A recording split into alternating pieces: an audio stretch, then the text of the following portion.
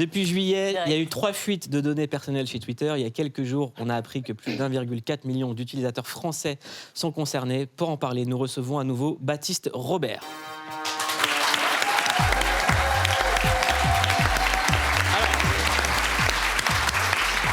Bonsoir Baptiste, vous êtes déjà venu chez Click. Je le rappelle, vous êtes chercheur en cybersécurité et hacker éthique. On a déjà expliqué ce que c'était qu'un hacker éthique. C'est quelqu'un qui repère des failles et qui prévient les organismes pour qu'elles puissent se défendre. Vous êtes venu de parler d'une information inquiétante. Il y a quelques jours, on a appris que plus de 1,4 million d'utilisateurs français étaient concernés par une grande fuite de données. Vous avez accès à cette liste. Aujourd'hui chez Click, vous venez nous dire ce que vous avez découvert et c'est assez surprenant. Alors effectivement, des fuites de données, malheureusement, il y en a tous les jours. Et il se trouve qu'avec le rachat de Twitter par Elon Musk, il y a eu une activité intéressante autour de ça. Et donc on peut voir sur les différents réseaux, que ce soit sur le dark web, sur des forums spécialisés, sur des applications de messagerie sécurisées, qu'il y a plusieurs fuites de données qui s'échangent sur ces réseaux-là. Et aujourd'hui, on en a 3 distinctes. On en a une qui date de 2020, qui a à peu près 2 millions d'informations. Il y en a une qui date de cette année où il y a 5 millions d'informations et une où il y a 1,3 million d'informations. Dans ces informations, il y a des numéros de téléphone, des adresses e-mail. Alors, le niveau dépend. Et ce qui est relativement inquiétant, c'est que dans la faille de 1,3 million, dans la fuite de 1,3 million, il y a plus de 800 comptes vérifiés à l'intérieur. J'ai eu l'opportunité de consulter via une source cette fuite de données. Et il y a plus de 800 comptes vérifiés et beaucoup de personnalités importantes. Il paraît qu'il y aurait des membres de l'équipe de France de football. Moi, c'est ce que j'entends sur les réseaux. Alors, il y a eu... Pas ce que je lis, les réseaux ne parlent pas. Effectivement, il va y avoir... généralement des hommes politiques qui sont en exercice ou pas, il va y avoir des stars, des humoristes, il va y avoir des acteurs, ça touche vraiment beaucoup de gens et c'est pour ça que c'est extrêmement important et c'est là où mon rôle est extrêmement important, c'est de mettre de l'éthique là-dedans et de ramener, en fait, de dire, voilà, on a vu quelque chose, on est là pour sécuriser les gens et c'est important que les gens aient l'information et que cette information arrête de circuler, en fait, et qu'on prévienne, qu'on informe les victimes en leur disant il faut changer vos numéros de téléphone, enlever vos numéros de téléphone de Twitter et vous avez l'information. Et c'est vraiment le rôle qu'on a aujourd'hui. Qu'est-ce qu'elles risquent les personnalités qui sont sur Twitter dont les données ont fuité ? Alors, très concrètement, c'est assez facile. Si un hacker malveillant va avoir votre numéro de téléphone, il va pouvoir vous envoyer déjà des SMS de phishing, si je puis dire. Vous allez recevoir un texto, votre carte vitale est à jour, veuillez cliquer sur ce lien pour confirmer.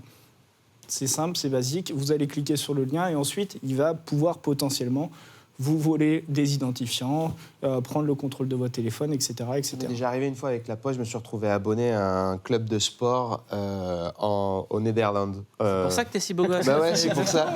J'avais pas demandé, je me suis retrouvé abonné automatiquement, voilà. C'est ça. Et c'est pris directement parfois sur la facture de téléphone. Absolument. Et j'ai dû payer sans m'en rendre compte en juste un clic.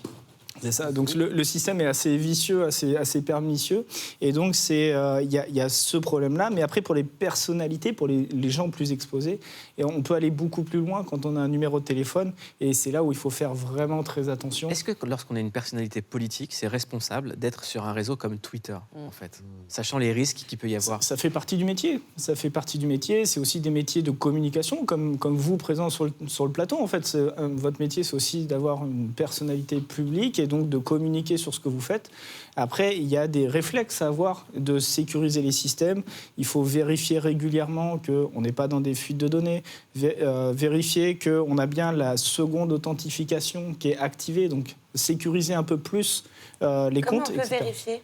Alors, c'est dans les réglages, pour chacune des plateformes, qu'on parle de Twitter, TikTok ou tous les autres réseaux sociaux, vous allez dans les réglages de votre profil et vous allez avoir un item sécurité.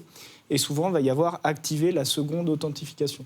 Et on va vous demander de soit mettre votre numéro de téléphone, par exemple, pour recevoir un second facteur par téléphone, ou alors avoir une application installée sur votre téléphone qui vous donne un code.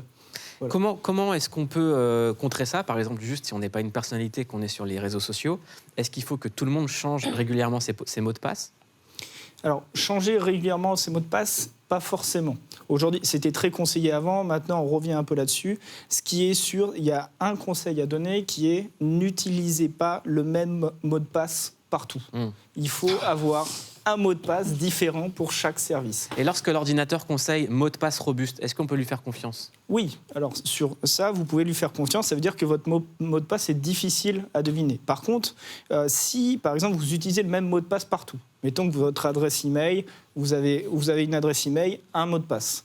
Si j'arrive à récupérer par un biais ou un autre ces identifiants-là, et qu'en fait vous utilisez la même chose sur Twitter, la même chose sur TikTok, la première chose que je vais faire quand je vais récupérer vos identifiants, je vais aller les tester sur les différentes plateformes. Est-ce que vous qui êtes hacker, je le rappelle, hacker éthique, vous pourriez deviner le mot de passe, par exemple, de Laurie très facilement? Alors que je vais vous le donner tout de suite. Alors, c'est Le des mot de choses... passe, je suis c'est pas seule. le 06, Laurie. Alors c'est très intéressant et c'est quelque chose qu'on peut tout à fait faire et je prends le parti ce soir si vous le souhaitez. Je peux vous faire l'empreinte numérique de ce que enfin, faire votre empreinte numérique et vous dire tout ce qui traîne sur vous sur Internet. Et vous allez être très surpris puisque je vais sûrement trouver des adresses e-mail, des adresses personnelles. Et tout ça, c'est des informations que vous laissez. Et c'est tout l'objet de mon activité et d'auditer l'empreinte numérique des gens, c'est que les gens réalisent que la plupart des données qui sont sur Internet, c'est des données que vous avez mises.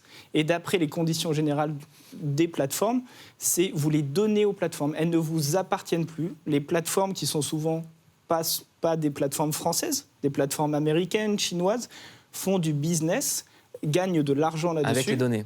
Et donc, c'est important pour tout le monde, et encore plus pour vous ici ce soir, que vous connaissiez votre empreinte numérique pour supprimer ce qu'il faut supprimer.